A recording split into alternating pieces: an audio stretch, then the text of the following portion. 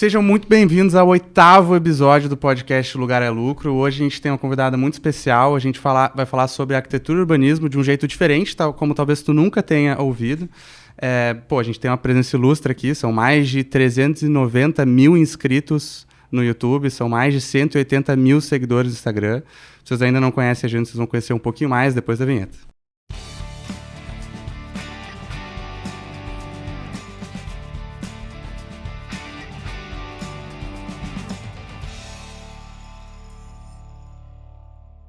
Então, antes de mais nada, eu sou o João Vitor, atuo como head de parcerias aqui dentro da Space Hunters, que é dona do nosso podcast Lugar é Lucro, mas eu não sou a pessoa mais importante da mesa, talvez a segunda, terceira ou quarta, pelo menos, porque tem 4 pessoas na mesa.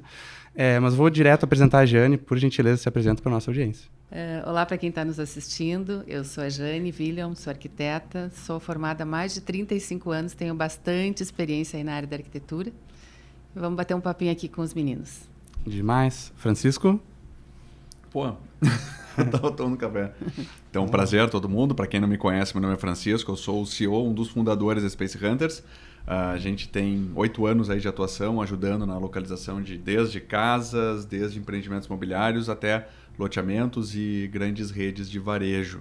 A ideia toda é trazer o conhecimento de urbanismo para a relação de tomada de decisão, fazendo com que a pessoa não tenha que usar o feeling e a intuição dela e possa confiar em dados matemáticos para isso. Maravilha. E o meu feeling agora está pedindo para chamar o Arthur. E o Arthur agora, por favor. Bom, então, prazer, para quem não me conhece ainda, sou o Arthur, sou sócio do Francisco, colega aqui do João também, e responsável mais por marketing e branding aqui na Space Hunters. Vai ser um papo muito legal, tenho certeza, principalmente porque, antes de qualquer outra coisa, a Jane entende muito sobre o que as pessoas estão precisando para tanto investir em prédios assertivos quanto revitalizar determinados imóveis. Então, isso vai ser com certeza bem somatório para nós. Não, demais. E por falar em marketing, normalmente as pessoas conhecem a Jane talvez mais pela Reambientando, que está aqui até no logo da nossa tela. O que é a Reambientando? Como que isso surgiu? Explica pra gente. Bom, eu vou começar explicando um pouquinho da minha trajetória, assim, tentando resumir 35 anos de profissão, mas eu já fiz de tudo na arquitetura, desde de projetar o quarto da criança que vai nascer, lá no começo, projetei casas de amigos, de familiares e tal. Trabalhei para uma rede também grande de laboratórios de Porto Alegre que estava em expansão, então eu fazia desde o projeto até a obra, entregava a chave pronta. Então, adquiri muita experiência no ramo do projeto e também da construção, até que eu fui convidada para ser arquiteta residente de obra de uma construtora de Minas Gerais, numa obra aqui em Porto Alegre, porque, de repente, o residente teve que se afastar e a construtora não conhecia ninguém em Porto Alegre para colocar naquele lugar. E eu meio que fui colocada ali dentro, caí de paraquedas dentro dessa obra. E era um ramo que eu não tinha ainda trabalhado, era uma obra grande, assim, mais ou menos 80 ou 100 homens para coordenar, e obra de concessionária de carro, enfim. E aí eu fui para quebrar um galho, para ficar 3 meses, e fiquei 3 anos nessa construtora. E aí eu construí coisas para eles aqui em Porto Alegre, e de repente terminaram as obras em Porto Alegre, eles me convidaram para ir para o Rio de Janeiro. E na época que eu entrei, eu disse que eu não tinha disponibilidade para viajar, porque eu tenho família e tudo mais. Mas aí minhas filhas já estavam com 20 anos, enfim, e eu resolvi ir para ficar também 4 meses, e fiquei 2 anos morando no Rio de Janeiro e vindo para casa todo final de semana. Então, o ano tem 52 semanas, pelo menos 104 vezes por ano eu estava no aeroporto, dentro de avião, vinha na sexta, voltava na segunda, enfim. Chega uma hora na vida da gente que a gente já cansa um pouco. Isso é uma rotina muito estressante. E as obras, eu tinha a minha função era administrar. Por exemplo, uma obra de 8 milhões de reais, eu tinha que fazer com aquela verba, naquele tempo, contratando mão de obra, comprando material e fazendo aquilo acontecer. Trabalhando num ramo em que muito machista, com pessoas com pouca escolaridade, que detestam ser coordenados por mulher. Então, eu tinha que fazer, além da minha parte técnica, eu tinha que fazer toda uma relação com essas pessoas e construir, enfim, uma relação de confiança e de respeito. Então, para poder exercer o meu trabalho, era uma barreira a mais. Quando eu achei que estava na hora de voltar, quando eu fui para o Rio de Janeiro, ficava durante a semana, minhas filhas já tinham 20 anos, eu tenho 2 filhas gêmeas, Então, meu marido me deu força, eu fui e tal, mas chegou uma hora que precisava voltar para casa, né? É muito cansativo. E aí, chegando em Porto Alegre, o que eu vou fazer? Eu já não tenho mais uma carteira de clientes, eu já tenho mais de 50 anos naquela época. Eu preciso me reinventar. Não queria mais trabalhar com obras, porque é um risco muito alto. Qualquer problema que aconteça numa obra, a culpa é do engenheiro, do arquiteto responsável. Eu tive colegas que perderam todos os seus bens, porque teve um acidente fatal numa obra, e para pagar a indenização para essa família tiveram que entregar tudo, apartamento, carro, tudo. Eu, com mais de 50 anos, não queria mais correr esse risco, né? Então, eu pensei, o que eu vou fazer para colocar toda essa experiência que eu tenho, de mais de 25 anos de profissão naquela época, fazer uma limonada desse limão, né? E aí eu resolvi que eu ia abrir um canal no YouTube. Naquela época, 2016, eu acho que tinha uns 5 ou 6 arquitetos no YouTube. E as pessoas que me conhecem, que sabem que eu sou um pouco mais reservada e tal, disseram, gente, isso é loucura. Tu vai te expor, as pessoas existem haters, as pessoas vão te criticar, vão, né? Nossa, para quê? Né? Tu já tem uma vida montada, filhos adultos e tal. Mas alguma coisa me dizia que aquilo era bacana, que eu acho que eu precisava compartilhar tudo que eu aprendi na minha vida técnica, digamos assim, e também nessas questões de relações humanas, como eu estava colocando agora, desse pessoal que eu tive que adquirir o respeito deles, né, conquistar o respeito deles, sem impor a minha... Porque eu poderia também, né, eu tinha o poder de demitir quem eu quisesse, né, mas eu não queria exercer esse poder, eu queria conquistar o respeito dessas pessoas. Então, foi um aprendizado muito grande para mim, e eu achava que eu precisava compartilhar esse conhecimento com quem era mais jovem, com quem estava chegando.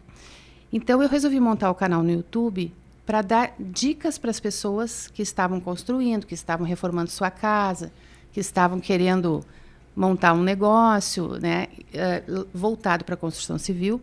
Eu queria instrumentalizar essas pessoas, eu queria explicar para essas pessoas coisas que eu tinha aprendido na prática. E a minha ideia não era fazer um portfólio do meu escritório, até porque eu não tinha um escritório, né? Era realmente poder ajudar, poder levar esse conhecimento para as pessoas. E eu acho que talvez isso tenha impulsionado, porque eu acredito muito nessa troca de energias. Eu acho que a gente dá, recebe do universo, enfim, né? E eu imaginava que, assim, algum fornecedor de material, algum fabricante de material pudesse me assistir e pudesse, quem sabe, até me patrocinar, né? A Jane fala do meu produto, né? Enfim, dentro do que eu estava falando e tal, mas não rolou dessa forma, né? O que rolou foi que as pessoas começaram a me procurar com dúvidas, né? E mandavam para o meu e-mail dúvidas que para mim eram assim básicas, né? Mas que eu comecei a ver que para as pessoas não eram básicas. Então aquilo também foi material para eu continuar, né, desenvolvendo conteúdo. E aí eu precisava mostrar projeto, que eu queria explicar na prática. E eu não tinha clientes, né? Eu estava chegando de novo aqui em Porto Alegre. Então eu pensei, vou ter que fazer projetos gratuitos, eu tenho que mostrar, né? E aí é que as coisas começaram. Mas, assim, tenho bastante coisa para falar, quero deixar vocês falarem um pouco também. Demais. Essa história, ela é muito inspiradora, assim, porque tu começa olhando para não fazer um negócio, como lucrar. Eu vejo muita gente falando assim, não, eu quero fazer dinheiro. E aí começa a pensar no dinheiro. E às vezes cai num projeto que, olha, se a gente tiver o tempo, tiver a evolução, conseguir adaptar o negócio e pensar o que está por trás, não só no dinheiro, mas em como que eu resolvo um problema, como que eu ajudo as pessoas, como que eu trago conteúdo, eu trago conhecimento. Acho que é muito mais se apaixonar pelo conhecimento e realmente conseguir produzir, conseguir passar, e ao longo do tempo as coisas vão se encaixando. Porque o conhecimento é valioso hoje. Pô, a gente está numa consultoria, a própria serviço de arquitetura é um serviço, né, consultivo, não só braçal. Então é muito mais pelo conhecimento do que pelo dinheiro. E quando tu vai começando a ser conhecida, a ter um canal, a ter uma visibilidade, isso vai começar a naturalmente chegar, né? E no mercado da construção civil, nós vivemos cada vez mais a era do Ctrl-C, Ctrl-V nos prédios, né? Então, tu olha as cidades brasileiras, é tudo um Ctrl-C, Ctrl-V, né? Copia, cola da obra ali, fez um prédio que vende, esse aqui, então tá, então vai esse. Se inspira. Inspiração. E na Space Hunters nós muitas vezes os clientes que nos contratam são aqueles que estão preocupados em fazer algo para um determinado público. E nisso até acho que é legal tu comentar o quanto que tu vê o mercado da construção civil como um potencializador de espaços urbanos de qualidade. Né? Como que tu vem acompanhando o momento da construção civil no Brasil e principalmente o fator do arquitetônico para um público em específico? Como melhorar a qualidade de vida daquele ambiente urbano através do fator arquitetônico. O que tu acompanha desse mercado e qual a tua opinião sobre isso? Na verdade, assim, as dúvidas que eu recebia na época eram de pessoas bem carentes, né? Pessoas que moravam até em comunidades, enfim. E as pessoas me mandavam fotos e eu ficava, assim, com muita dó, porque, assim, as pessoas estavam investindo as suas economias ali, gastando o seu dinheiro para fazer uma coisa inadequada tecnicamente, né? Então, com aquele mesmo recurso, se elas tivessem uma orientação técnica, elas poderiam fazer, gastando a mesma coisa, algo com muito mais qualificação, né? Então, hoje, eu vejo que as grandes cidades, inclusive, por exemplo, quem quer morar nos arredores da Avenida Paulista de São Paulo, por exemplo, não tem condições de pagar 1 metro quadrado do valor que está lá. Então, as pessoas se sujeitam a morar em lugares menores, né? E esses lugares menores precisam ser qualificados, porque a pessoa vai morar ali, ela não está como hóspede, né? É isso que eu costumo dizer assim, para os investidores que nos procuram. Nós temos que pensar em espaços para gente, para pessoas morarem. Não podemos acumular as pessoas dentro das coisas, né? Então, por exemplo, janelas grandes, a pessoa quer economizar, bota a janelinha pequenininha. Isso faz muita diferença. Isso que eu tenho tentado explicar para as pessoas, que o conhecimento técnico da arquitetura, ele tem valor quando ele é seguido, né? Então, assim, fazer um ambiente com uma janela grande vai trazer ali o sol, vai trazer a saúde para aquele ambiente. Do contrário, a pessoa pode morar num lugar úmido, com mofo, vai ficar doente, vai gastar com remédio. Então, às vezes, é uma troca, né? Vai deixar de gastar aqui, vai gastar ali e tal. Então, não sei se eu estou ampliando muito a resposta, mas é mais ou menos isso. Assim, a minha preocupação inicial, e até hoje é essa, de levar a arquitetura para mais pessoas, né? Acho que nós temos um conhecimento técnico capaz de transformar a vida de muitas pessoas.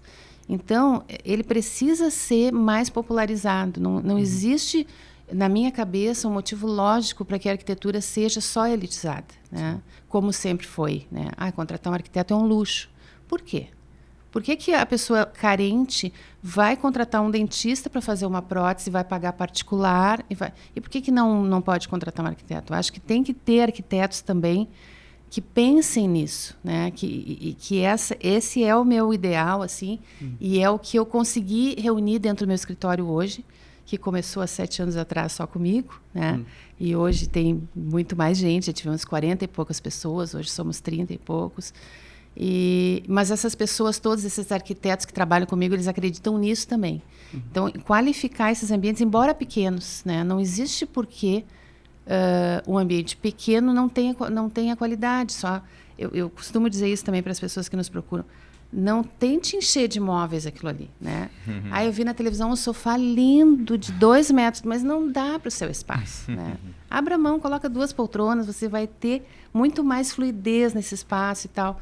Então, a minha preocupação sempre é de explicar essas coisas para o leigo, para aquele que não entende disso e que desmistificar um pouco essa coisa de querer ter o que tem na loja dentro da sua casa, porque não vai ficar bom.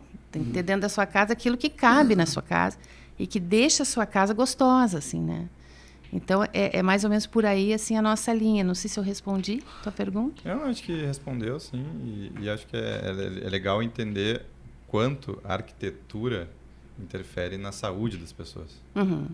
Uma pergunta que tu começou fazendo projeto de graça para conseguir ter repertório. Tu usou para esses projetos gratuitos o pessoal que entrava em contato contigo Sim, eu comecei a fazer vídeos, eu tenho lá no meu canal, quem olhar os primeiros vídeos, que eu fazia sorteio de projetos, né?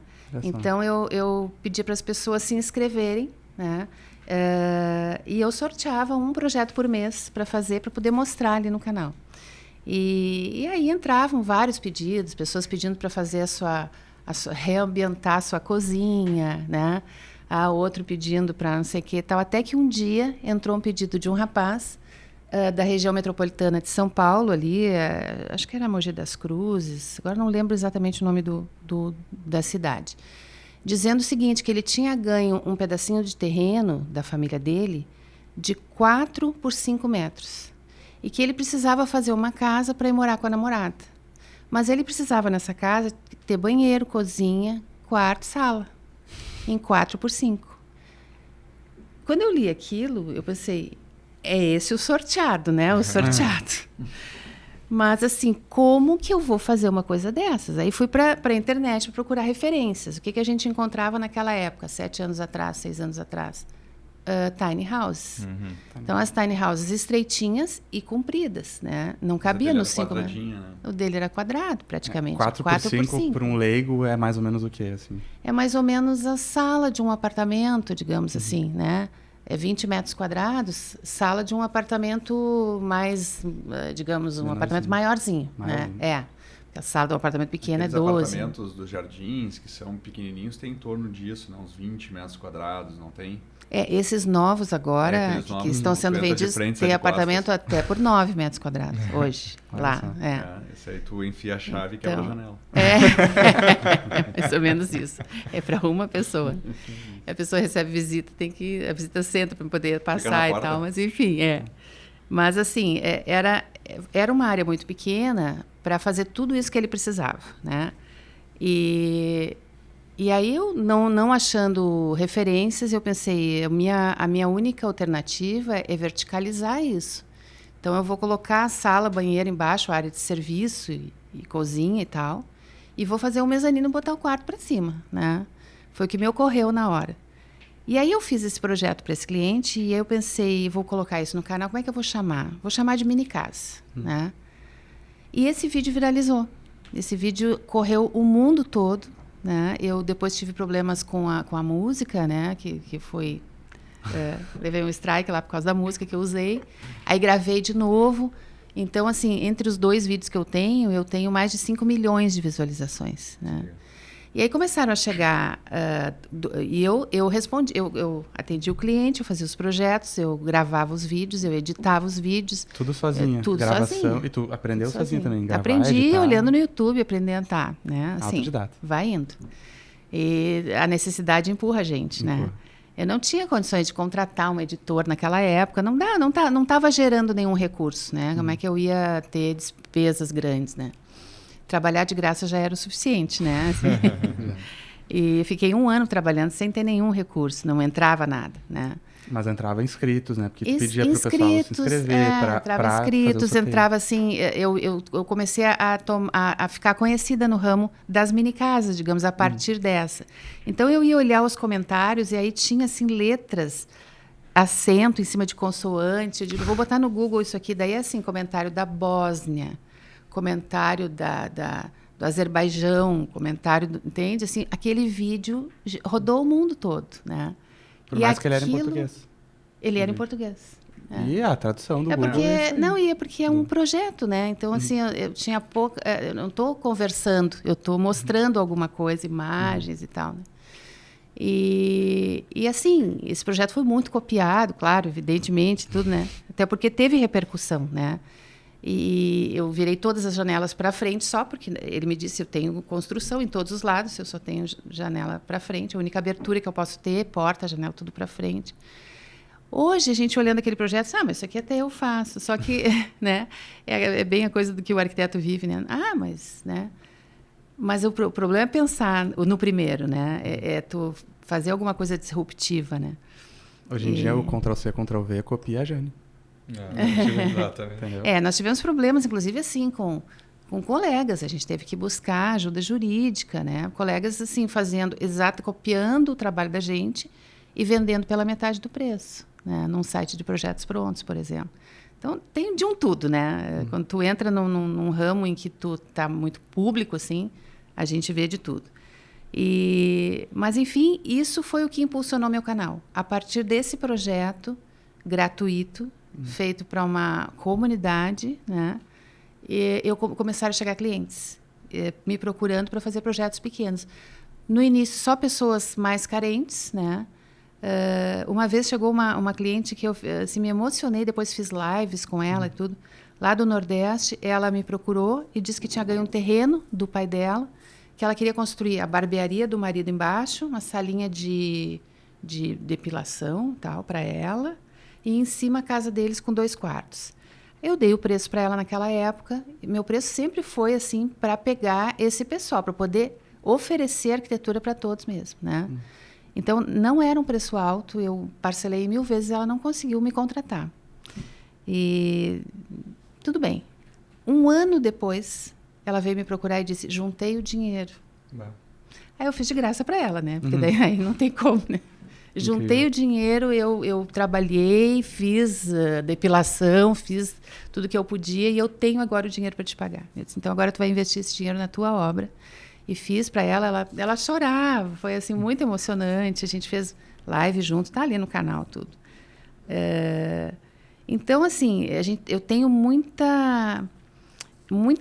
esse meu trabalho me dá muita satisfação, né? Porque eu consigo hoje levar arquitetura para várias pessoas que jamais pensaram que poderiam contratar arquitetos. E com o tempo, isso foi atraindo investidores também, né? Maiores, pessoas que querem, investidores maiores, construtoras, pessoas que querem, compram um terreno e querem construir ali um prédio de kitnets, um prédio de estúdios para viver de renda, né?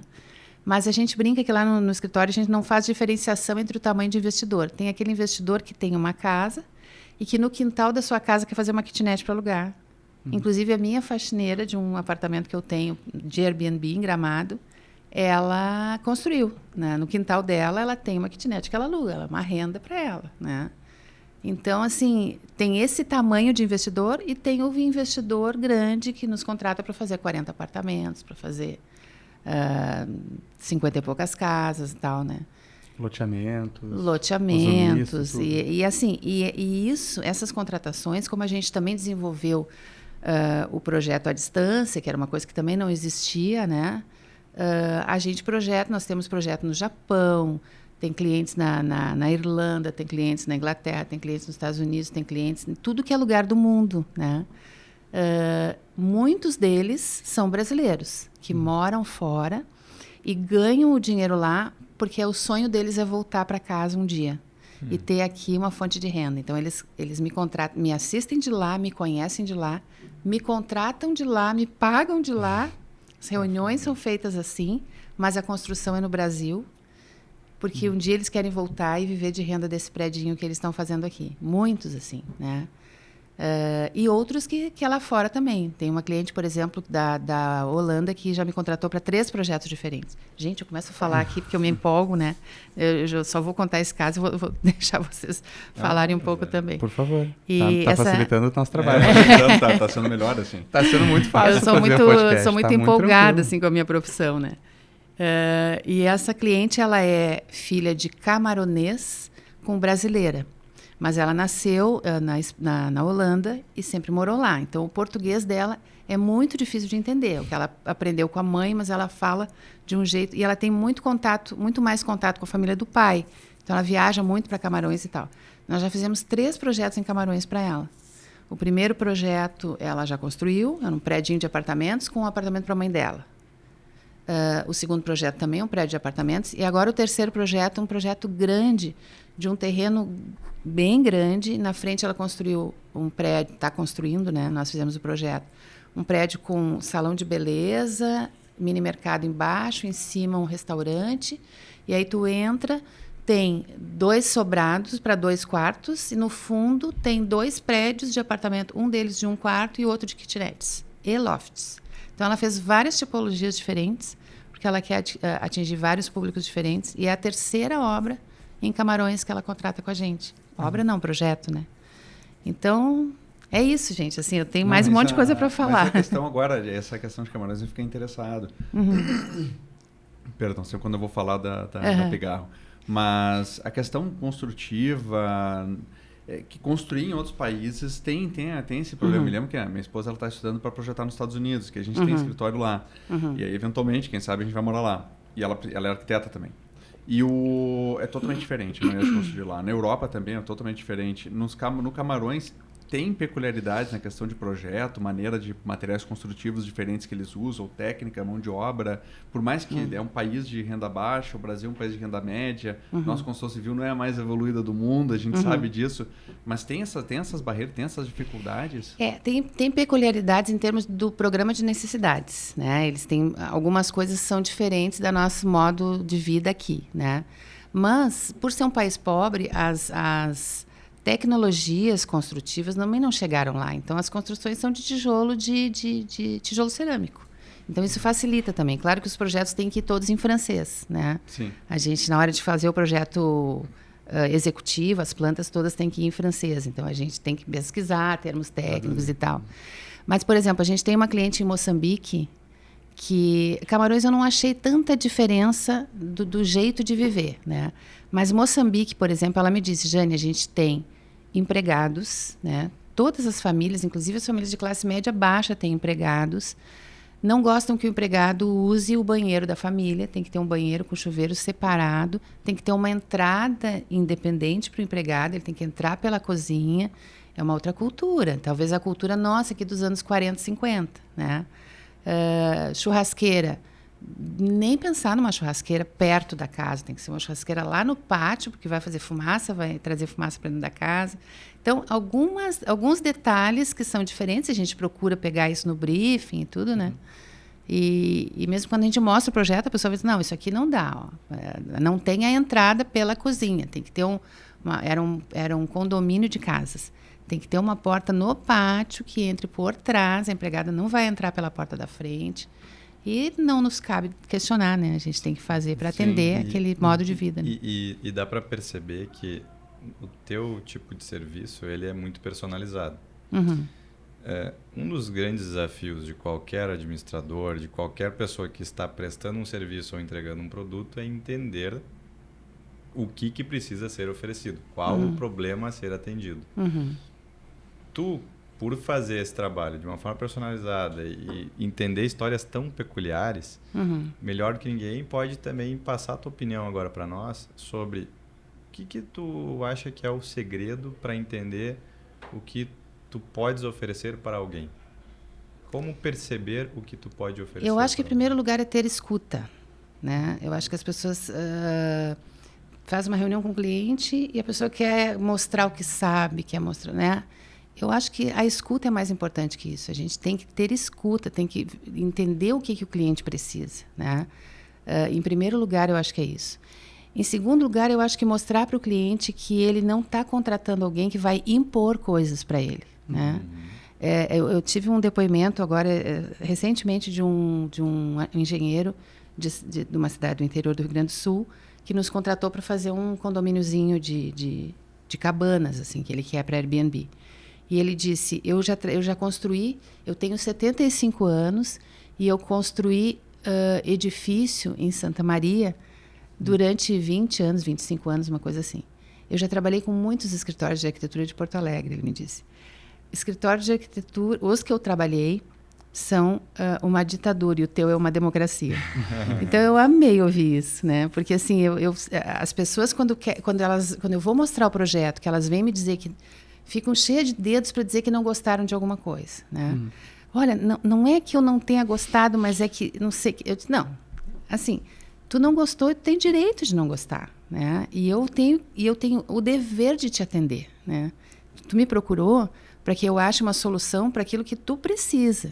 Então, se eu tiver que fazer de novo, eu vou fazer de novo. Eu quero que tu fique tranquilo com isso. E as pessoas vão se desarmando, assim, e vão entendendo que elas contrataram alguém para resolver o problema delas. E não para impor alguma coisa, né? Embora, às vezes, a gente beira ali essa semana passada, eu tive que dizer para um cliente assim, eu já não estou mais projetando para ti, eu estou desenhando o teu projeto. Porque daí o cliente chega num ponto que ele diz, eu quero 50 centímetros para cá, eu quero 30 para lá. Bom, mas é isso que vou ficar com a medida, que não é adequadamente técnica, né? Não é tecnicamente adequada. Mas eu quero assim. Eu disse, bom, eu como arquiteta não posso propor isso. Então, eu vou te propor o que é técnico e depois tu faz como tu quiser a tua obra, né? Então, tem limites também, né? Não é porque eu estou projetando um espaço pequeno que eu vou fazer uma coisa que a pessoa depois não vai conseguir entrar, não vai conseguir se movimentar ali dentro. E isso eu coloco desde o início para o cliente. Eu tenho limites técnicos, né? Mas eu vou fazer alguma coisa para te atender. Uma coisa que tu tem que gostar. A obra é sua. E o que pesa mais numa prestação de serviço como o teu? Tu pesa muito, lógico, o que ele precisa, né? O que o cliente está querendo, está precisando, mas ao mesmo tempo tu pesa muito do que tu sabes de moradia, de quem está pensando arquitetonicamente falando. O que pesa mais, assim, e como tu equilibra a visão de o que ele está querendo com o que o mercado precisa ou o que tu notas que a teoria te ensinou. Como pesar isso? O que tu observa que tu pesa mais nessa influência? Olha, eu acho que o que me ajuda muito é a minha experiência, né? Como eu tenho uma experiência muito grande, eu estou há muitos anos nisso, eu tenho muitos cases para trazer para o cliente, né? Legal. Então, eu procuro mostrar para ele que o que eu estou propondo não é uma imposição e não é uma coisa que eu gosto, é uma coisa que, se for diferente, vamos supor, um banheiro. Não precisa 1,20 m, 1,10 m tá bom. Não tá bom, né? Não dá, né? Não vai funcionar. Aí eu trago casos de clientes meus, por exemplo, eu tenho um cliente que é muito interessante, ele é uma pessoa espirituosíssima, e eles têm uma empresa de seguros em São Paulo, e eles compraram uma casa e fizeram umas kitnets atrás. E ele conta, assim, tu morre de rir, né? Ele diz, aí, assim, ó, o pedreiro disse para mim que ele estava acostumado. Eu disse, sim, claro, ele está acostumado a construir, não a projetar, né? São coisas diferentes, né? Não, e aí ele fez um banheiro, cara, que tem 80 centímetros de largura. E aí o que aconteceu? Eu investi, não consigo alugar para ninguém aquela porcaria. Por isso que eu estou te procurando, que eu vou ter que demolir e fazer de novo, né? Então, e é o que ele está fazendo agora. Eles têm lá, na rede social, eles colocam lá a evolução da obra deles e tal. Ele disse, quis economizar no arquiteto, estou gastando para fazer a segunda vez a mesma obra. Então, assim, eu trago essas coisas para o cliente, né? Explico, olha, não funciona. Tu vê que o cara não conseguiu alugar, botou dinheiro fora, né, e tal. E aí, muitas vezes, eu consigo convencer as pessoas de que fazer dentro da técnica, a técnica não existe por acaso, né? Então, fazer dentro da técnica é um ganho, né? Mas, lógico que ela não é obrigada a gostar daquela solução. Eu posso ajustar outra solução dentro da técnica também, né? Isso é muito parecido com o que a gente faz, assim, porque quando a gente atende, né, para quem não sabe, se alguém está de paraquedas aqui em relação a Space, a gente conduz o processo para escolha de ponto, tá? E principalmente para a decisão de o que fazer no local, né, olhando para o real estate, e para a escolha de ponto, olhando para expansão no geral. E sempre a gente atende aquele cliente que fala assim, não, mas eu acho que esse aqui é melhor. Não, mas eu acho que esse aqui é melhor porque eu visitei, porque é perto da minha casa, e colocam vários outros critérios qualitativos, sempre sendo na cabeça da pessoa. A gente fala assim, não, olha, pô, se tu abrir ali, muito provavelmente tu vai falir. Esse outro local tem um potencial de lucro para ti infinitamente maior. E a gente sempre tem que equilibrar, assim, cara, como é que eu vou falar para esse cara? O Francisco até tem um caso muito bom, né, que a gente estava fazendo em Florianópolis. Como é que eu vou falar para esse cara que o terreno dele era ruim para construir o que ele quer? Isso é um caso que aconteceu. Cara, o terreno não tinha vocação mercadológica, locacional, para ter o que ele queria. E como é que eu vou explicar isso aqui para ele? Cara, porque ele vai querer construir aquilo lá. E a gente tem que... Esse caso foi até bem engraçado, assim. Foi pertinho aqui. É engraçado porque é uma coisa que tu falar assim, a tua experiência consegue fazer vários contornos, né? E no início do nosso trabalho, quando eu comecei a empresa, também tive que começar a fazer muito projeto de graça para a pessoa conseguir... Cheguei a dar projeto para pessoas que estavam em necessidade, negócios tinham quebrado, tinham que trocar de lugar, dava no Natal, fazia no Natal um negócio que eu dava um projeto, eu tinha tempo livre, né? E dava, e no início era muito difícil. Porque a pessoa, não, mas eu já entendo, isso aqui eu já sei. E eu olhava, olha, esse lugar não é o melhor da cidade. Por esse preço aqui pode ser ruim para ti. Agora é mais fácil a gente contornar. Ainda tem caso.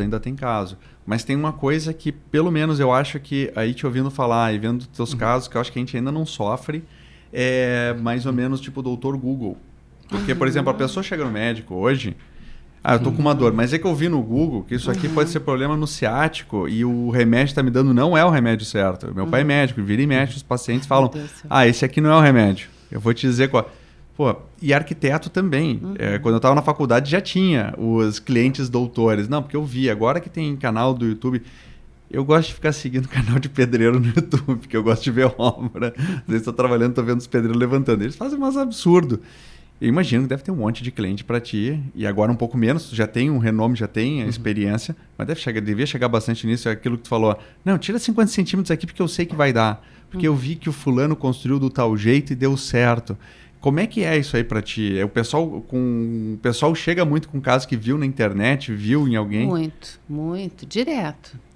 Inclusive, assim, a gente tem muito cliente que compra casa para transformar em vários estúdiozinhos, né? Então, eu faço muita reunião com os clientes e tudo. Estava conversando com um cliente agora recentemente, faz poucos dias. E eu disse para ele assim, nós temos que abrir mão de um dos quartos dessa casa para abrir um poço de luz para a gente iluminar as unidades que vão ficar. Não precisa. Eu já tenho um posto de luz de 80 por 80 e eu vou virar salas e quartos para esse posto de luz. Eu disse para ele, olha, existem técnicas para isso, né? A arquitetura é uma profissão técnica, né? Então, assim, não dá para tu iluminar um quarto, não vai entrar sol, tu vai ter problema de umidade, tu vai ter problema de mofo, tu vai estragar teus móveis ou dos teus inquilinos, as pessoas não vão conseguir ficar nesse lugar, vão alugar e daqui a pouco vão desalugar, tu vai ter...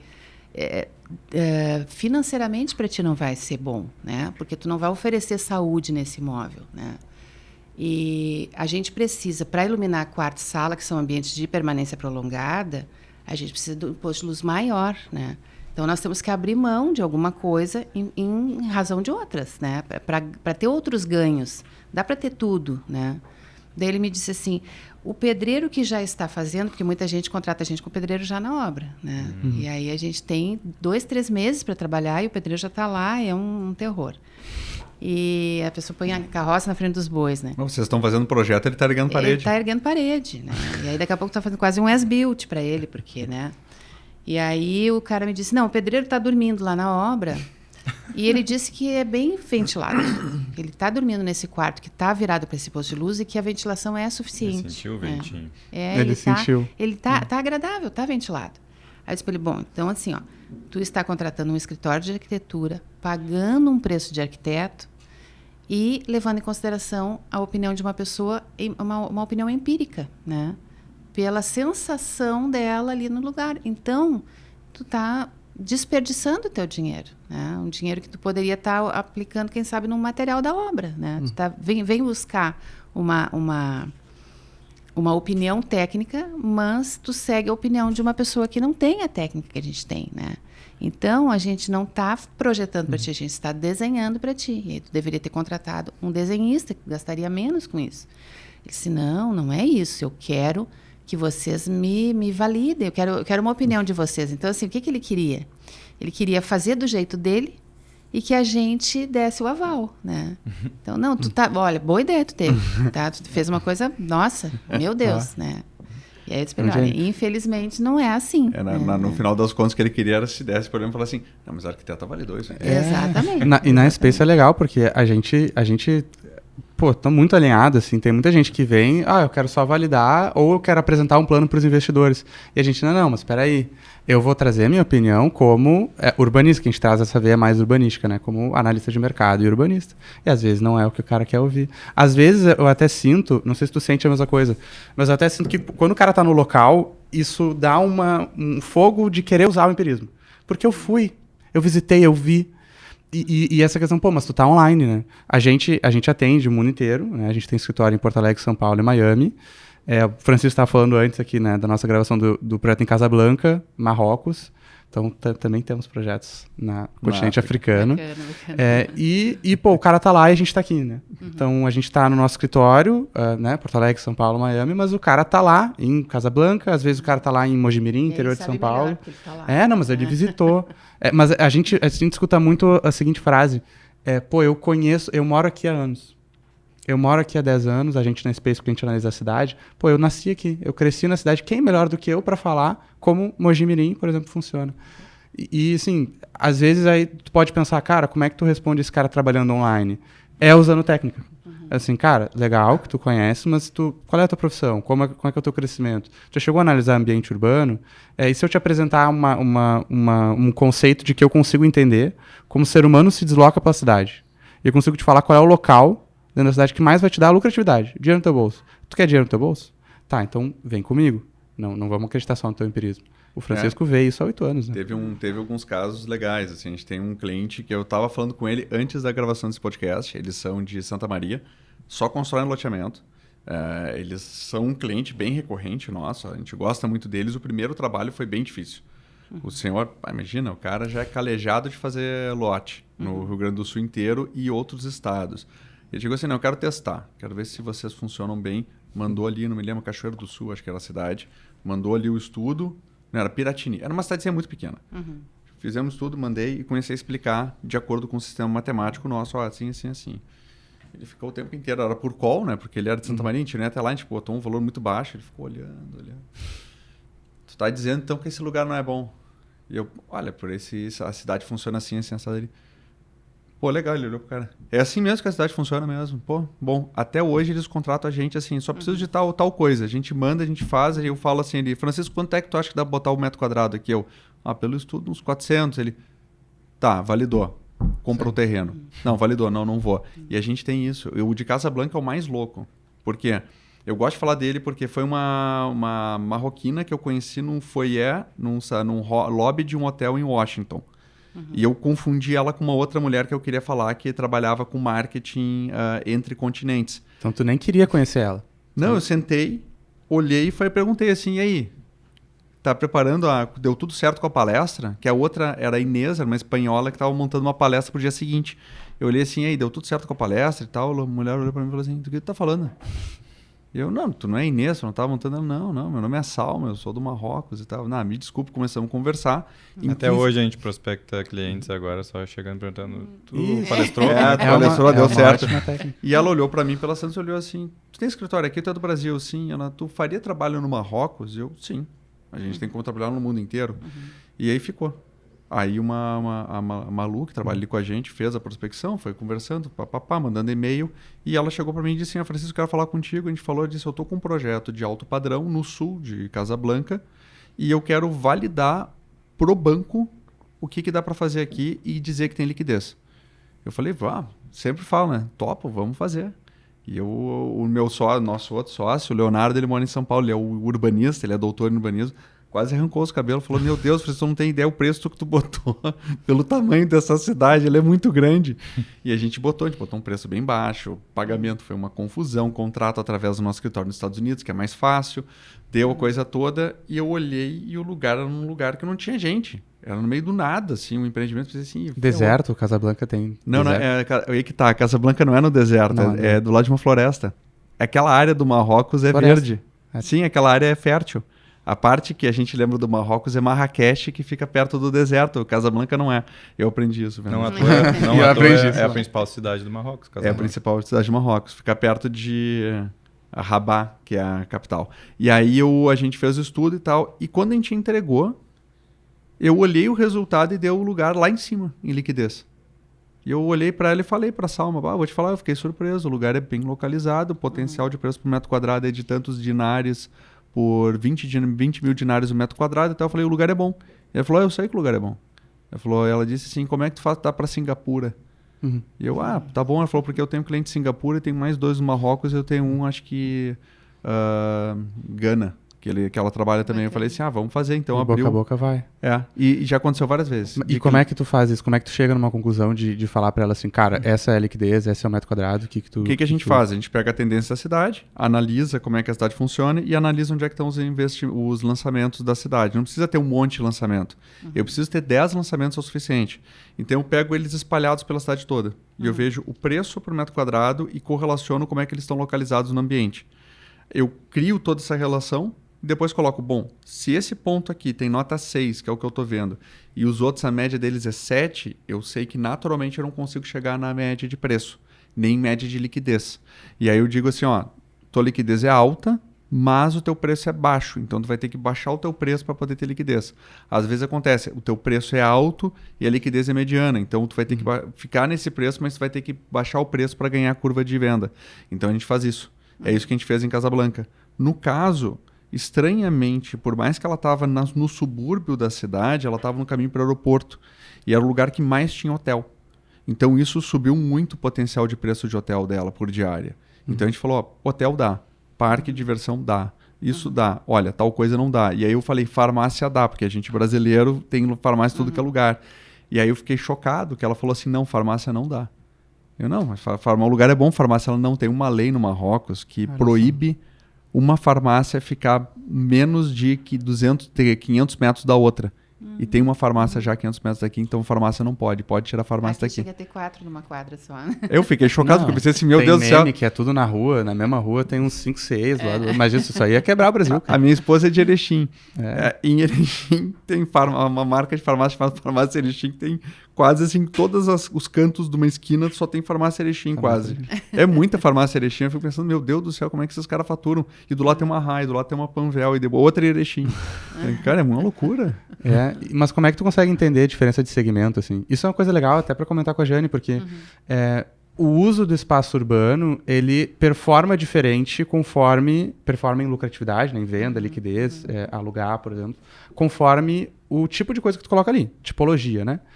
For olhar para farmácia, hotel, apartamento residencial alto padrão, baixo padrão, eu sinto que deve ter muita gente que chega com essa dúvida, talvez anterior. Pô, eu não sei o que fazer. Eu tenho um terreno e eu não sei se é melhor eu colocar um residencial, então vamos fazer kitnet para lugar, ou não, ou vamos colocar um comercial. E como é que tu lidava com isso antes, assim? Porque isso foi uma das dúvidas que inspirou a gente a criar Space para exatamente esse projeto que tu tá comentando, né? Como é que tu lida, assim? Você fala, cara, tem um terreno, não sei. Eu sempre... Muitas pessoas querem me pagar passagem para eu ir lá, para conhecer o lugar, para dizer o que eu acho que deve construir ali. Olha, se isso fosse na Space, eu ia direto. Clientes, e eu já fiz várias viagens assim, mas eu costumo dizer para as pessoas o seguinte, a minha expertise é em projeto arquitetônico. Eu não sou especialista no mercado imobiliário daquela cidade, né? Então, tenta ver com o corretor de imóveis da tua cidade o que ele acha que ali tem mais vocação, né? E a gente faz o projeto aqui, né? E aí, por isso que quando a gente conheceu o Space Hunters através de um cliente nosso, eu fiquei encantada, porque, poxa, alguém que trabalha voltado para isso, porque tem muito investidor que não sabe, mas tu acha que aqui 2 quartos ou tu acha que kitnet, né? Coloco comercial no térreo ou faço só residencial? Então, assim, tem muita gente com essa dúvida que eu, infelizmente, não tenho como ajudar. E como tu vê a importância de um embasamento em dados para clientes, assim? Porque o corretor, muitas vezes, ele não tem um conhecimento urbano, né? Ele tem conhecimento empírico. É o pedreiro da vez. É o pedreiro da vez. Tem o parceirão nosso que, recentemente, inclusive, se as pessoas quiserem dar uma olhada no... Acho que foi o último podcast que a gente colocou. Sim, o Gabriel Golnick, da Ware, especialista em Place Branding. A gente fez uma pergunta para ele. Como que vocês identificam o que tem que ser botado de branding para cada empreendimento naquele lugar? E ele falou, a primeira coisa que a gente faz é pegar percepções do meio imobiliário, o que o meio imobiliário está dizendo que funciona ali, né, os corretores, as imobiliárias, e donos de restaurante. Porque o dono de restaurante conhece quem é que passa por ali e tal. Então, achei bem interessante. Sim. E, ao mesmo tempo, ele contrasta isso com o que ele tem de embasamento técnico e com o nosso trabalho. Que a gente trabalha junto. Né? Trazer dados, trazer informações. Queria pegar muito uma frase tua, assim, sobre como tu considera a importância de uma decisão baseada em conhecimento, informação e dados, né, mais técnicos, mais precisos. Quão é importante isso para tomar uma decisão sobre uma construção? Eu costumo dizer para os meus clientes o seguinte, depende do quanto amor tu tem pelo teu dinheiro. Né? Então, às vezes a pessoa tem uma economia de uma vida inteira para colocar no único empreendimento que ela vai fazer na vida dela, né? Quanto mais embasada ela tiver, melhor. Se ela for fazer o projeto arquitetônico dela com o pedreiro, né, ela vai estar arriscando bastante, porque aquele é um dinheiro que ela foi suado para ganhar, ela vai estar contratando uma pessoa que sabe construir, mas não sabe projetar. Da mesma forma, onde colocar o quê, né? Então, assim, se ela tiver uma empresa que diga para ela, aqui não vai dar certo kitnet, ou aqui, se tu colocar comércio, tu vai ter um rendimento 10% ou 20% maior, né? Eu me colocando no lugar do investidor, acho que isso é tudo de bom, né? Porque tu tem mais segurança para investir o teu dinheiro, né? Tu sabe que aquilo ali vai ser direcionado de uma maneira correta. É mais ou menos como tu investir no mercado financeiro. Se tu tiver um consultor financeiro, né, que te diga, né, olha, isso aqui está melhor do que aquilo esse mês que vem vai ser diferente, enfim, tu vai investir com muito mais segurança, né? Então, eu acho que quem está pensando em investir, se tiver um bom projeto, se tiver uma empresa como a Space Hunter que possa dizer aqui vai dar, aqui não vai dar, aqui é isso, aqui é aquilo, poxa, né? Tá valorizando a tua grana, né? Às vezes o cara, quando tem pouco dinheiro, faz um pensamento reverso do que ele deveria fazer. Não posso gastar. Não, mas eu tenho pouco dinheiro, então tá caro. Gente, caro e barato sempre é um termo relativo. Se eu te falar que uma Ferrari tá 10 mil reais agora, se comprar novinha, gente, eu compro 5, 6, 7, 10, 20 e eu vendo, que é uma oportunidade maravilhosa. Então tá barato. E quando tu olha as pessoas tendem a ser muito positivas. Então, vai dar certo. Sabe aquele vai dar bom brasileira? Vai dar bom, vamos lá, vai dar bom. E elas param de simular, cara, e se, né? Pô, e se eu colocar, e cara, eu ter que ir para um segundo ponto, a gente vê isso que é, cara, isso é da dó de ver, que é o franqueado que tá buscando um outro ponto. Entrei e fali. E agora eu vou ter que mudar de ponto. Cara, mudar de ponto é o dobro do valor. É o dobro, toda a obra, cara, é o dobro do valor. Tá pagando o dobro e tu podia ter pago, às vezes, o valor do projeto da Space, perto do valor de uma posição inicial, é 1%. 2%. Um percentual muito cara, pequeno. 1%. E às vezes tem outra coisa. Aconteceu 2 semanas atrás. Teve uma cliente nossa, de uma rede, que é parceira nossa, que ela já tinha colocado o ponto... a gente não fez a localização do ponto, tá? Era em Guarulhos. E estava muito perto de uma rua cheia de banco, comércio, e o lugar não performava, porque era rua lateral. Não era um ponto bom, mas estava num bairro bom. E aí ela, não, porque eu vou trocar de lugar, porque eu preciso trocar, o ponto tá ruim, pipipi, papapá. Eu comecei a perguntar para ela, tá, e aí? Como é que tá o teu movimento? Ela, o pessoal chega a pegar, estacionar o carro na frente do ponto e ir embora. Porque é muito popular o bairro e a loja, ela parece cara. Aí eu comecei a explicar para ela, mostrei os dados do entorno, pipipi, comecei a conversar, eu disse para ela assim, tu já chegou a fazer uma parceria com os bancos? Dar desconto para os funcionários, para eles jantarem aqui? Ela, não. Tu já chegou a fazer parceria com a universidade, está aqui do lado, para dar desconto para os alunos? Não. Tu já chegou a explorar o bairro, tentar fazer parceria ativa? Não. Tá. Aí eu peguei, baixei os dados todas as empresas estavam no entorno, no raio de 5 minutos do empreendimento dela e falei, tá aqui, tá a lista de todas as empresas que estão a 5 minutos do teu ponto. Fala com eles. Antes de tentar trocar de lugar, fala com eles, porque tu está numa operação de alimentação. Tu sabe que tu vai gastar no mínimo 200 mil só para botar a tua cozinha em outro lugar. Eu tô falando 200 mil, eu tô sendo muito bondoso aqui. Eu falei, eu sei que é mínimo 500, meio milhão. Eu disse, não adianta. Os pontos que tu me botou são pontos muito caros, muito ruins, e o teu ponto tá num ponto bom. Eu disse, ela, mas é que tem aquele bairro que é melhor, o bairro é melhor, o ponto é melhor, mas sim, tu não vai encontrar imóvel, tu já tá com imóvel, tu tem que agora mudar a percepção. Eu falei, explora melhor. E é isso uma coisa que a gente faz. Como explorar o marketing físico que a gente chama. Né? Tem o marketing digital e o marketing físico. E a pessoa tem que ver assim, às vezes deu azar, ficou no lugar que não é o melhor. E muita gente fala assim, não, tu tem que estar no melhor lugar. E eu concordo, se está no melhor lugar da cidade, tu vai ser imune a crises quase. Mas a grande maioria das pessoas não estão. Então o que a gente faz para falar para as pessoas assim, conheça as suas deficiências. Então a gente dá rankings para a pessoa assim, bom, esse ponto ele é bom em termos de custo-benefício, mas teu problema é fluxo. Bom, se o problema é fluxo, vamos trabalhar o entorno. Não vamos mexer. O que o pessoal falava quando trabalhava na reunião, levanta a bunda da cadeira. O pessoal dizia, levanta a bunda da cadeira, vamos fazer, tu é o dono do negócio. Assim como até mesmo para cidades nos contratam, prefeituras nos contratam, para entender a real vocação daquela cidade. Isso vai ser desde entender o melhor ponto para um varejista, até entender o incorporador entender um espaço e saber o que ele tem que construir ali, mas a cidade também saber qual é a sua vocação. Então, a gente está em discussão de plano diretor de Porto Alegre, uma série de fatores que interferem, desde o urbanismo até o varejo, que tudo vai ser baseado em entender quais são as debilidades dos espaços urbanos. E se tu não entende, de fato, quais são as deficiências de um espaço urbano, tu não consegue fazer a solução para aquele espaço urbano. E, Fala. não, e isso me lembra muito uma coisa que tu falou antes de começar o podcast. Porque, assim, às vezes tu pegou um ponto que o imóvel não era bom para aquilo que estava. A pessoa tinha um escritório de advocacia. E aí teve problema, faturava lá um X ali por mês de aluguel. O escritório saiu na pandemia. E aí tu botou um outro uso pro lugar. E ele tá... Gostaria que tu falasse um pouco mais, porque é exatamente isso. A pessoa tinha um ponto. Ah, não tava bom, de repente meu imóvel é muito ruim. Não, teu imóvel tá pro uso errado. Vamos explorar melhor esse imóvel. É legal de Seria legal tu contar essa história, porque eu achei... O limão quase- é azedo para chupar, né? Mas se fizer uma limonada e colocar Eu quase um fiquei adoçante. maluco. Eu falei, cara, vocês têm que gravar. Eu falei, grava agora, vem pra cá e grava. Sai, os caras estavam falando na outra sala. Gente, grava no microfone. Eu estava contando a história de um cliente nosso, que é um senhor já de uma certa idade, e ele sempre disse que o sonho dele, ele me acompanha desde o início do canal, e ele disse que o sonho dele era fazer um projeto comigo, que um dia ia aparecer alguma coisa para ele. E aí ele herdou uma casa, a esposa dele herdou uma casa, da família, enfim, numa esquina de São Paulo, perto do aeroporto de Congonhas, mais ou menos perto.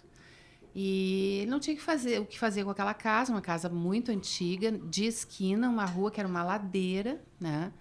E aí ele botou para alugar a casa. Conseguiu alugar para um escritório de advocacia.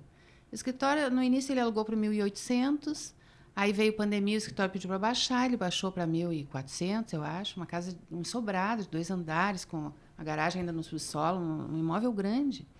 E aí, quando chegou um determinado momento, o escritório disse, olha, as coisas não estão bem para nós queremos que baixe de 1.400, que faça um pouco menos.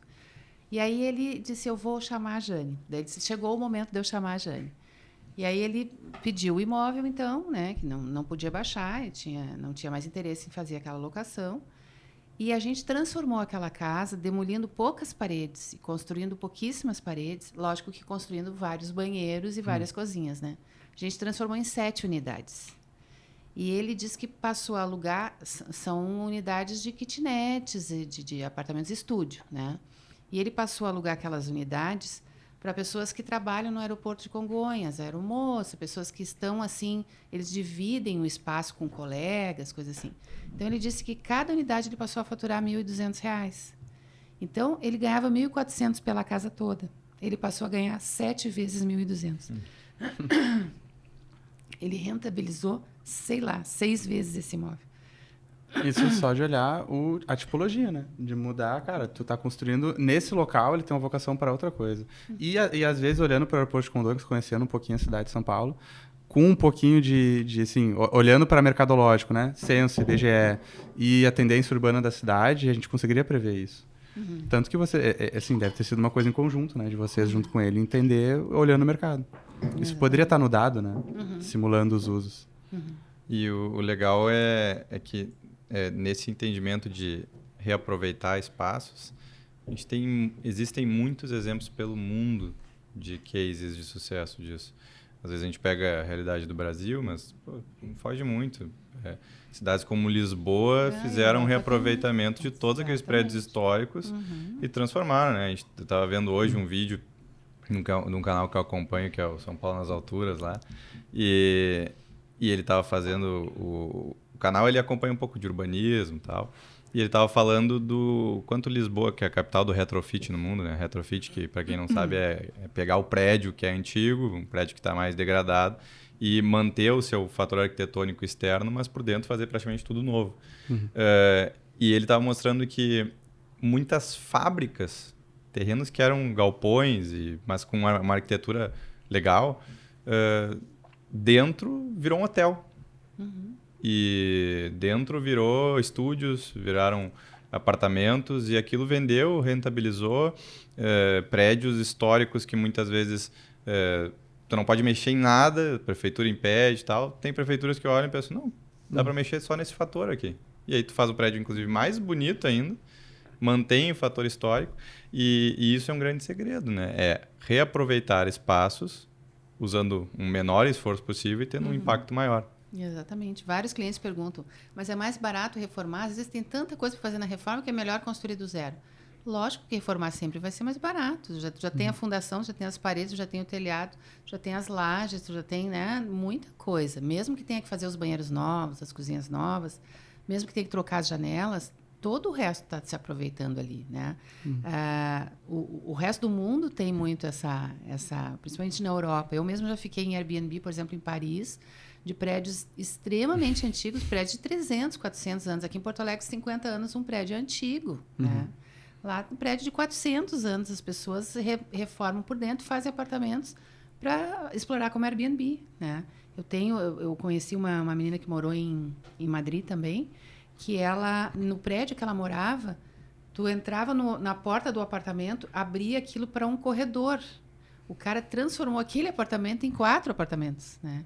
Então, assim, tu abria a porta pensando que estava entrando no apartamento dela. Não, tu estava entrando num corredor que dava para 4 apartamentos, né? Então, isso a nossa legislação ainda não permite, né? Essa questão também das vagas de estacionamento limitam demais os investidores aqui.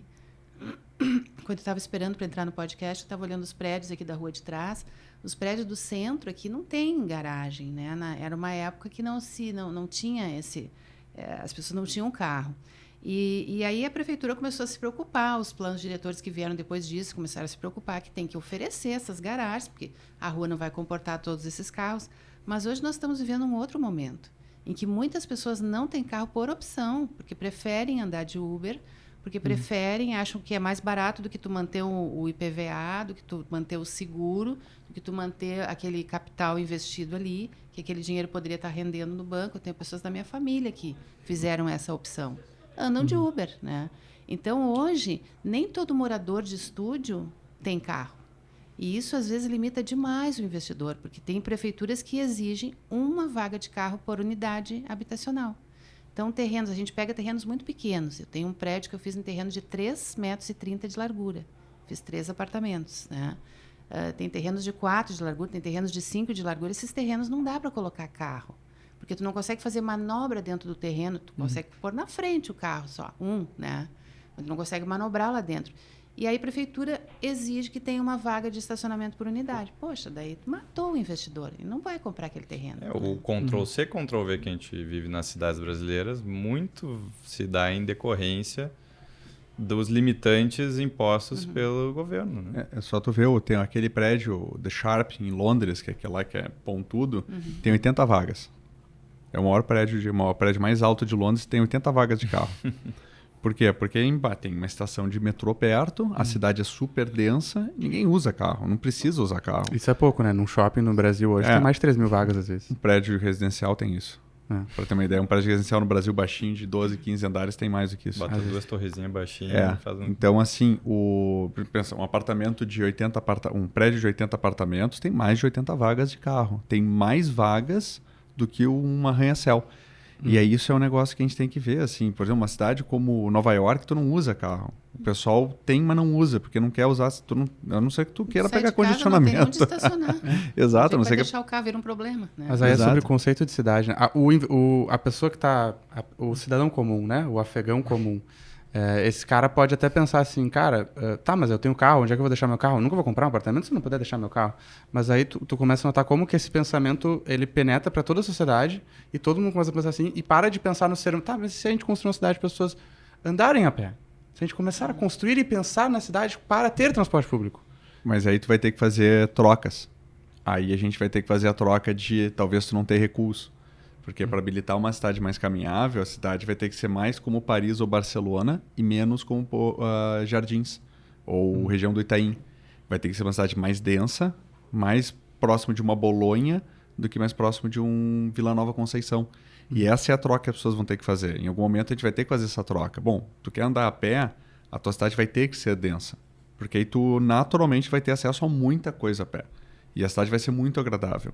Eu adoro Bolonha, uma cidade que eu gostei muito na Itália. Então, assim, tu desce em Bolonha, tem tudo. Tu tem 3 gelaterias a 2 quadras de distância, tu tem 2 pizzarias, tu tem um lugar que vende...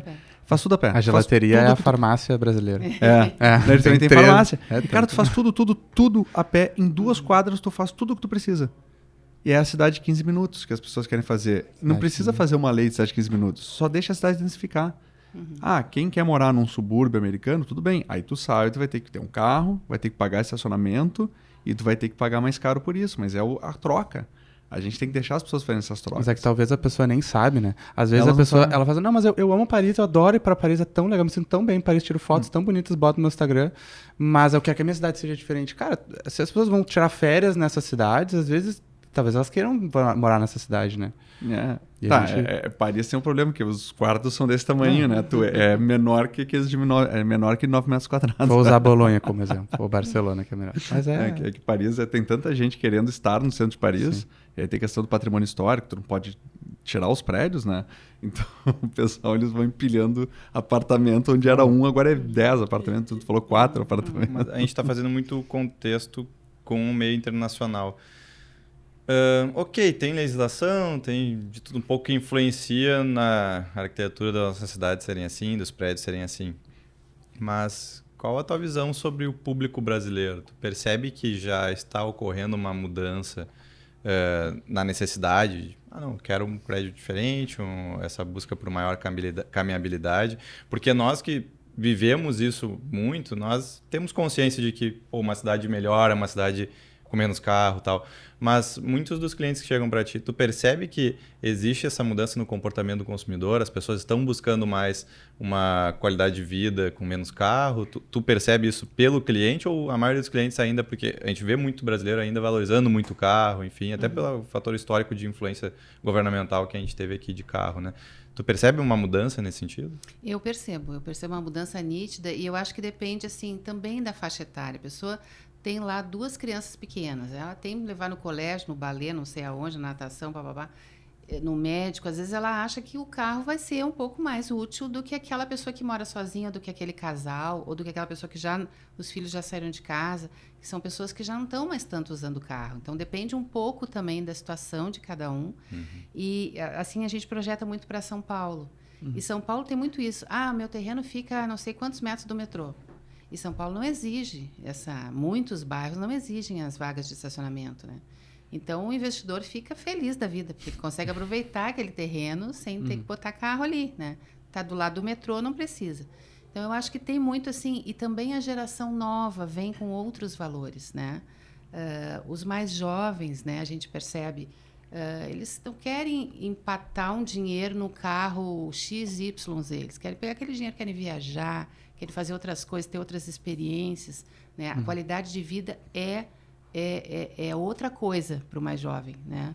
Talvez para a pessoa mais velha a qualidade de vida é ter a Ferrari, digamos, né? Ou, digamos, um carro mais possível de ter, né? Mas meu vizinho tem um carro assim, o meu é assado e tal. Acho que o jovem hoje está mais descolado, mais desligado disso, né? Não está mais tão preocupado com isso, está preocupado mais em adquirir experiências A pessoa bacanas. de maior idade também, pessoa mais se aproximando da fase idosa também. Hoje existe uma busca cada vez maior pela segunda residência, né? Ou seja, litoral, muito brasileiro crescendo. O interior do Brasil, cidades, a gente está atendendo um cliente em São Roque. E o cliente, São Roque é uma cidade que está querendo virar a capital do vinho dentro do estado de São Paulo. Recebe muito de um público com ticket médio maior, com potencial de consumo bom, tanto de Sorocaba quanto de São Paulo. E é serrana, tem um clima mais frio, enfim. E a maioria dos loteamentos que saem lá e dos empreendimentos que saem residenciais são focados em serem a segunda residência de quem mora em São Paulo, de quem mora em Sorocaba e tem potencial para fazer isso. Então é legal observar também que existe esse contraste, né? As pessoas que já estão com umas condições maiores, elas já pensam inclusive numa segunda residência, né? E cada residência tem uma função, né? Então por isso que inclusive afeta até as cidades, né? O litoral gaúcho aqui, o litoral norte principalmente, é totalmente horizontal, praticamente, né? É muito condomínio horizontal, enfim. Isso afeta a realidade das cidades. E afeta muito como que as casas vêm a ser projetadas, né? Ocorre uma mudança no consumo de acordo com cada cidade. Tu tem muitos projetos que tu pega, assim, que são segunda residência? A gente pega bastante projeto assim também, mas esse não é o nosso foco principal. O cliente que mais nos procura é o cliente investidor, que quer construir para ter uma renda com aqueles imóveis, né? E então, para esse cliente, quanto mais unidades ele puder colocar naquele terreno, mais ele rentabiliza aquele terreno. Esse é o cliente que mais nos procura. Né? Acaba se concentrando até em cidades que estão com uma verticalização maior, né? Exatamente. Que a gente não faça projetos de dois andares e tal. Porque também tem isso, né? Naquele bairro ali, a altura máxima permitida é 9 metros, é 12 metros e tal. Então, a gente não consegue verticalizar muito. Mas, assim, a questão, principalmente do estacionamento, é lógico que vão ter imóveis que vão ter estacionamento, é lógico que vão continuar tendo apartamentos grandes, de 3 quartos, de 4 suítes, e tem público para tudo, né? Mas nossa expertise, por exemplo, de imóveis compactos, atrai mais o investidor, né? Aquele que vai alugar para um jovem hoje que não tem nenhuma perspectiva de comprar o seu apartamento, por exemplo. Nem pretende, né? Ele vai alugar a vida toda e ele vai pegar o seu dinheiro e vai viajar, ele vai ter experiências que ele gostaria de ter e tal, que é uma mentalidade diferente do jovem dos anos 70, né? Que era, Deus o livre, eu tenho que adquirir minha casa, eu tenho que ter meu imóvel e tal. Hoje, as pessoas, né, nem sempre. E eu me lembro que quando eu viajei para Amsterdã a primeira vez, fui pro interior da Holanda, eu tinha uma amiga que morava lá, ela disse, Jane, aqui na Holanda as pessoas não têm casa. Todo mundo aluga. E as pessoas não têm esse desejo. Porque elas sabem que não vão ser despejadas daquela casa. Aquela pessoa que... Muitas casas são do governo e tal. Ninguém vai tirar elas dali, né? E aqui o pavor é esse, né? A pessoa está alugando e se o cara pediu o imóvel, você vai ficar sem casa e tal. Eu quero comprar minha casa. E hoje eu vejo que já está mudando muito isso, né? Eu percebo essa diferença. E tem uma pergunta que até a gente deixou de fazer ao vivo para um outro entrevistado e que eu acho que para ti também é interessante a gente fazer antes que acabe a gravação. Porque tu tem muito conhecimento sobre moradia, sobre qualidade de vida, sobre prédios que venham a ser assertivos, enfim. Que cidade tu gostaria de morar? Qual a cidade que tu acha mais legal? E aí falando bem tu como pessoa mesmo. Eu acho que a cidade menor tem muito mais qualidade de vida. Né? Cidade mais do interior. Acho que a cidade mais do interior. Eu nasci em Porto Alegre, sempre morei aqui, então eu acho que eu não tenho muita vontade de sair e moro num bairro mais tranquilo também, né? Meu bairro funciona mais como uma cidade do interior, lá na Zona Sul. Então o pessoal diz, parece que está chegando no interior e tal. E aí o comércio é todo ali, a gente não precisa se deslocar do bairro, a gente faz tudo ali, né? Eu tenho um escritório ali e tal, enfim, fica tudo muito por ali. Mas eu acho que eu não tenho vontade de morar em lugar muito denso, né? Não teria vontade de morar em Nova York, não teria vontade de morar perto da Paulista, em São Paulo. Mas já trabalhei em São Paulo 8 meses, uma época que eu fiquei lá. E trabalhei na Zona Norte, num bairro super arborizado. E tranquilo também daria para mim, né? Eu não gosto de lugar muito adensado, assim. Né? Eu gostei que ela defendeu, o gaúcho defende o seu próprio lugar para falar que ela vai morar em outro lugar. É Porto Alegre, tia. Maravilha. E, assim, até pra gente trazendo essa conclusão de tudo que a gente falou, assim, para aquele loteador, investidor, até a pessoa mais humilde, ter um terreno, quer entender o que fazer no terreno, quer fazer o projeto, qual é a tua principal dica que tu deixa para essa pessoa que está assistindo a gente agora? Que pensou alguma vez em empreender, que tem algum terreno, ou já tem uma casa que está pensando em reformar, e o que fazer com aquele terreno, o que colocar ali? Qual é a principal dica que tu dá para essa pessoa? Contratar arrebentando, né? Contratar arrebentando e Space, mas além, contratar arrebentando que tem a parceria com a Space, a gente vai fazer tudo junto. Não, mas, eu acho que a Space, nesse ponto, assim, se é o único dinheiro que ela tem, procurar pessoas que possam auxiliar e orientar de maneira que ela possa fazer esse investimento mais seguro possível, né? Eu acho que a Space vem bem ao encontro desse objetivo aí de ter um investimento mais seguro, ver o que aqui naquela região ali é mais viável, é mais interessante, porque daí o investimento vai ser mais assertivo, contratar um bom projeto arquitetônico. Mas a gente costuma dizer que, antes de tudo isso, a gente até tem um trabalho que a gente oferece no escritório, chama-se Estudo de Viabilidade, que tem uma taxa simbólica, né? E não é um estudo de viabilidade econômica, é um estudo de viabilidade construtiva. E que, se a pessoa não quiser nos contratar, ela pode entrar no site da prefeitura e buscar gratuitamente esses índices, né? E ver o que é possível construir nesse terreno. Porque tem muita gente que diz, mas o terreno é meu, eu faço o que eu quiser.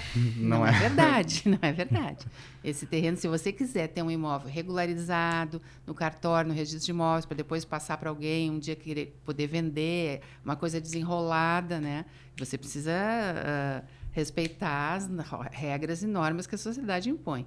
Então, assim, fazer esse estudo, entrar e ver esses índices, o que pode ser construído nesse terreno. A gente tem muito cliente que vem nos procurar e fica muito frustrado, porque imaginou que ia poder fazer 20 unidades naquele terreno e não pode verticalizar, porque a altura máxima permitida é 2 andares, né? É uma vaga de estacionamento por... Então, assim, nem toda cidade tem... E nem toda a cidade tem o mesmo tratamento, né? As mesmas diretrizes, e nem todo bairro dentro da mesma cidade tem o mesmo... Por exemplo, o centro da cidade é permitido construir vários andares e num bairro mais residencial, não. Então, assim, procurar se informar o que é possível construir nesse terreno e adequar o seu sonho à realidade daquele lugar. Ou fazer essa pesquisa, que muita gente faz também, antes de comprar o terreno, né? Será que vale a pena comprar aquele terreno? Não cair na pegadinha do barato, sai caro depois. Pra que a gente o cara compra um compare, terreno na beira da praia, mas é do terreno militar, ele nem da sabia. Marinha, Da não Marinha, pode fazer. Então E é bom que vocês façam isso, porque por mais que a pessoa pode pegar o plano diretor e ler, é bem difícil de entender plano diretor. Eu falo por experiência própria. A gente pegou um cliente que estava com um terreno grande em Foz do Iguaçu e ele queria saber o potencial. E ele me falou, eu disse, dá pra botar um hotel aqui. Ele, não posso, porque eu não posso construir mais de 2 andares. Eu olhei e falei, mas o hotel do lado tem 10 andares. Não, mas não dá, porque o plano diretor dá. Eu li o plano diretor e o que acontece? Ele é confuso, mas ele estava falando da divisa. O plano diretor estava falando do limite de altura na divisa, só que era totalmente confusa a maneira como estava redigido, e era época de pandemia, então para a prefeitura o pessoal não estava trabalhando, não estava atendendo o público, então ele não tinha para quem tirar dúvida. Eu falei, cara, não, é só divisa. É a mesma coisa que várias cidades têm ali, era indoor e tal, tu pode construir mais acima. Mostrei as planilhas, expliquei o que era, mas eu tive muita dificuldade de pedir ajuda para vários colegas meus de arquitetura para resolver. Então, esse trabalho de vocês é muito interessante. E antes de comprar o terreno é bom também, porque tu pode comparar, né? Porque se tu ainda não comprou o terreno, tu ainda normalmente tem algumas outras opções dentro da cidade. Acho que é muito difícil ter só uma opção, ou no mínimo tem a opção de não comprar, né? E esperar alguma outra opção em locais que a gente viu, por exemplo, junto com um cara que é um pouquinho mais adequado pro que ele quer fazer, pro sonho dele, enfim, de várias formas. Cara, demais. A gente acha que a gente podia ficar horas aqui debatendo. Acho que tem que ter versão 2, versão 3, versão 4. Se vocês têm dúvidas, inclusive, para a Jane ou para a Space, deixa aqui nos comentários. Acho que, antes de qualquer outra coisa, agradecer a tua presença aqui junto com a gente. Eu aprendi muito, acho que foi muito legal. Tive vários insights, estava querendo, anotar coisas, perguntar várias coisas. Vamos perguntar várias coisas no off também. E se vocês ainda não se inscreveram no canal da Arrebientando e da Space, se inscrevam. A gente está trazendo muito conteúdo legal, tanto do podcast quanto conteúdos mesmo. Se vocês querem reambientar do seu jeito, né, vocês já sabem quem procurar. E se vocês querem entender também o potencial de o que fazer dentro daquele terreno ou onde colocar o seu negócio, então vocês também já sabem a quem procurar. E se vocês procurarem a Space, vocês também vão chegar em algum momento na Arrebientando. Chegando na Arrebientando, vocês vão chegar em algum momento na Space. Então, acho que para celebrar essa parceria, nada melhor que esse belo podcast. É isso, gurizes. É isso aí, obrigado. É isso. Obrigado, Jane. Muito obrigado eu mesmo. Eu agradeço a oportunidade de poder falar um pouquinho da minha experiência, porque eu acho que sempre a gente compartilhar conhecimento, várias pessoas ganham, né? Então, eu acho bacana, assim, mais uma oportunidade para compartilhar conhecimento. Demais. E a gente se vê no próximo episódio do Lugar é Lucro. Até mais.